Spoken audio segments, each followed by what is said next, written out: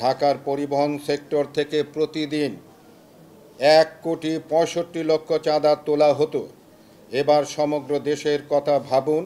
রক্তচোষা এসব নেতা ও তাদের মদতদাতা বা আশ্রয়দাতা সরকার ও প্রশাসনের কাছ থেকে কী সার্ভিস আশা করা যায়। সম্প্রতি অর্থ ও বাণিজ্য উপদেষ্টা বলেছেন, চাঁদা আদায় হচ্ছে আগের মতোই, শুধু মুখ বদল হয়েছে।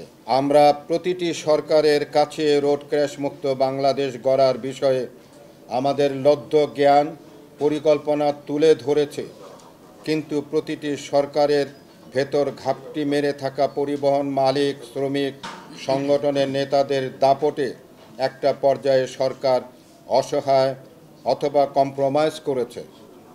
সরকারের যে শাখাগুলি রোড সেফটি বাস্তবায়ন করবে, তারা এই অশুভ চক্রের লালন ও পালন কর্তা বনে গেছে।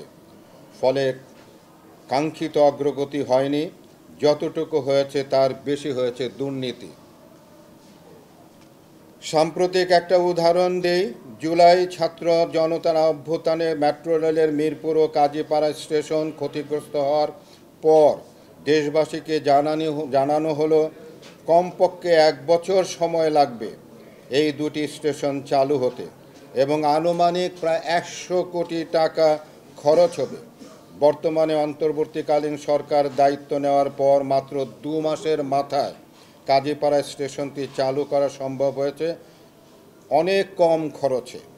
সম্প্রতি আপনারাই নিউজ করেছেন যে ঢাকার পরিবহন সেক্টর থেকে প্রতিদিন 1,৬৫,০০,০০০ চাঁদা তোলা হতো। এবার সমগ্র দেশের কথা ভাবুন। রক্তচোষা এসব নেতা ও তাদের মদতদাতা বা আশ্রয়দাতা সরকার ও প্রশাসনের কাছ থেকে কী সার্ভিস আশা করা যায়। সম্প্রতি অর্থ ও বাণিজ্য উপদেষ্টা বলেছেন, চাঁদা আদায় হচ্ছে আগের মতোই, শুধু মুখ বদল হয়েছে।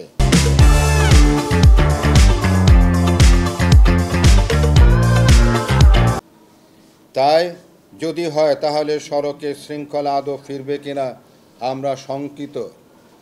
এবং আগের যে সরকারগুলো ছিল আপনারা দেখেছেন যে আমার অসহায়ত্ব, আমি তাদের কাছে ভিক্ষুকের মতো যে উপস্থিত হতে হতো, আমাদের দাবি দাওয়াগুলো পেশ করা হতো, কিন্তু পুরো গ্রুপ আমার বিরুদ্ধে লড়েছে। এবং আপনারা দেখেছেন যে 2012 সালে যখন প্রথম আমি আইনটিকে নিয়ে আমি কথা বলেছি যে 1983 সনের আইনটাকে পরিবর্তন করা দরকার, তখন যে ড্রাফট তৈরি হয়েছিল সেই ড্রাফটের পরিপ্রেক্ষিতেই কিন্তু আমরা যখন শহীদ মিনারে এই অনুষ্ঠানে ঘোষণা করেছিলাম যে আইন পরিবর্তন করতে হবে, সেই সময় আপনারা দেখেছেন আমার ছবির ওপর তারা জুতার মালা দিয়েছে, ঝাড়ু দিয়ে আমার ছবিকে পিটিয়েছে এবং আমার কোষপত্তলিকা দাহ করেছে। প্রিয় সাংবাদিক বন্ধুগণ, আপনারা জানেন 2012 সালে প্রতি বছর আমরা সংবাদ সম্মেলনের মাধ্যমে দেশবাসীর সামনে বেসরকারিভাবে রোড ক্র্যাশ পরিসংখ্যান দিয়ে আসছিলাম। যদিও কাজটি সরকারের আন্তর্জাতিক রোড সেফটি নীতিমালা অনুযায়ী প্রতিটি দেশ রোড ক্র্যাশ সংক্রান্ত ডাটা সংরক্ষণ করবে, কিন্তু পরিতাপের বিষয় সরকারকে বারবার বিষয়টি অবহিত করা সত্ত্বেও সরকার এটির প্রতি কোনো গুরুত্ব দেয়নি। বাধ্য হয়ে 2012 সাল থেকে দেশবাসীকে অবহিত করার মানসে আমরা আমাদের সক্ষমতার গণ্ডিতে একটি সেকেন্ডারি ডাটা প্রকাশ করি। পরবর্তীতে আমাদের দেখা দেখি আরও দু একটি সংগঠনও ডাটা দেওয়া শুরু করে এবং একজনের ডাটার সাথে অন্যজনের ডাটার কোনো সামঞ্জস্য খুঁজে পাওয়া যায় না। এতে দেশবাসী বিভ্রান্ত হচ্ছে মনে করে এবং সরকারও এক পর্যায়ে নিজেরাই ডাটা দেবে ঘোষণা দেওয়া আমরা 2023 সাল থেকে সংবাদ সম্মেলনের মাধ্যমে রোড ক্র্যাশ ডাটা আর প্রকাশ করব না বলে আনুষ্ঠানিক ঘোষণা প্রদান করি।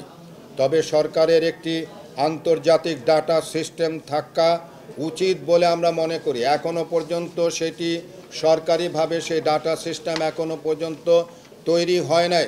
আমরা এই অন্তর্বর্তীকালীন সরকারকে আমরা আহ্বান জানাচ্ছি যে রোড ক্র্যাশ নিয়ন্ত্রণের জন্য অবশ্যই ডাটা একটি বড় ব্যাপার।